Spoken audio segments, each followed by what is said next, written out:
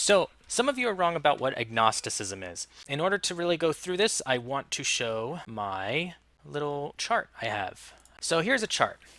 When it comes to argument debate, and in a lesser sense, when it comes to how the world works, there are claims and then there are rejection of claims. A claim could be, I believe there is a God. So that's a claim. The rejection of that claim is, I do not believe there is a God. That is the opposite. It is the direct logical opposition of that, the negative to the positive. Some people mistake how to structure this. They will think that I believe there is a God is on one side, and then on the other side, it's I believe there are no gods or there isn't a God. That is not correct because then you have two claims and they aren't really talking about the same thing. I believe there is a God being one claim. The opposite of that isn't I believe there are no gods or I believe there isn't a God. That is different. It may not seem different, but it is not directly logically opposed to it. So the example I'm going to use is a gumball machine. Let's say there's a gumball machine behind me. The number of gumballs in that machine could either be odd or even. It can't be any other way. It's either going to be an odd number of gumballs or an even number of gumballs. We know it's going to be odd or even. And let's say I said to you, the number of gumballs in this machine is even. And let's say I provide no evidence for it. You're probably not going to be convinced that I know that the number of gumballs is even, or you're not going to be convinced that that is correct. Does that mean that you are convinced it is odd? No, because you just because you are not convinced that it's even doesn't mean you are convinced that it is odd, because you could be not convinced of either. I could be saying I believe it is the number of gumballs is odd. Someone next to me could be saying I believe the number of gumballs in there is even. I think I switched. I think I was saying even before. Anyway, it doesn't matter. We could have two people sitting here, and one says it's even, one says it's odd, but none of us provide any evidence, which means that you're probably not going to be convinced that either one is right. Your response to both of those claims could be, I reject this and I reject that. So just because you reject the claim that it could be even or odd does not mean you have to side with the other side. You could just wait for evidence. You don't have to jump to a conclusion. You can just wait for evidence. Maybe I'm saying it's even, the other person's saying it's odd, and he provides no evidence, but then I say, I counted beforehand. And that's a personal testimonial that you could say, well, at least he's saying he counted, but you guys could be lying, but he's saying he counted beforehand. The other guy isn't saying he counted beforehand. So, yeah, I'll go with that. That has at least some evidence. Maybe it's not the best evidence, but it is some evidence, right? And then you could go with that. But it is okay to reject claims and wait for evidence or sufficient evidence, right? That's skepticism. You can say I'm not yet convinced. I'm not saying you're wrong. You could be right, but I don't have enough information to side with you that you're right. You haven't provided sufficient evidence for your claim that the number of gumballs is even or odd. That's why it's important to not mix up a claim and a rejection of a claim, which is a proper, opposed, two prongs of a singular claim, with a different claim.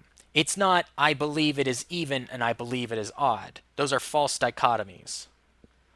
Because it's not, if you phrase it like that, if you phrase it as I believe it is even and I believe it is odd, and you think that is a true dichotomy, what if the person that says, well, I'm not yet convinced that it is even and I'm not yet convinced that it is odd?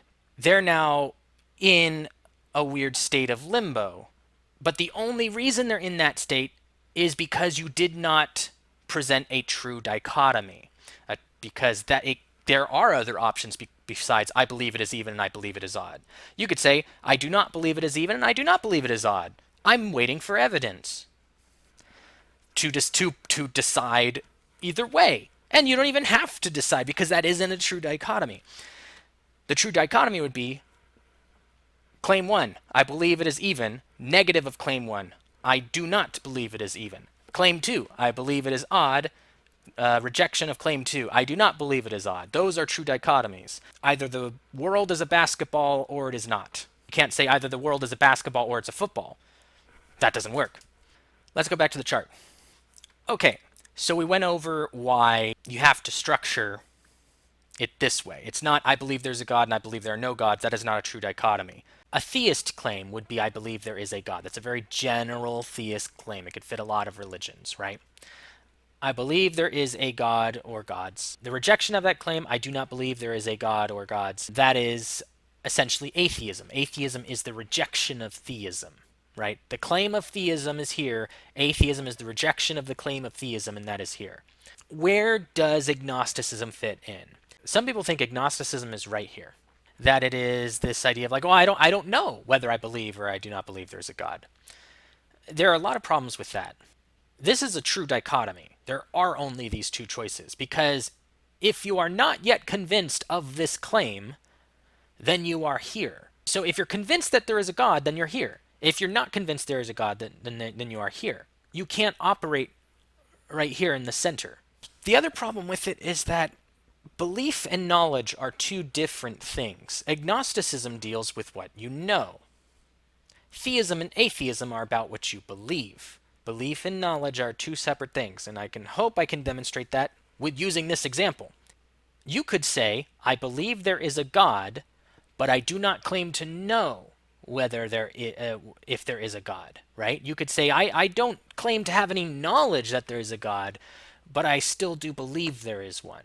You would be known as an agnostic theist.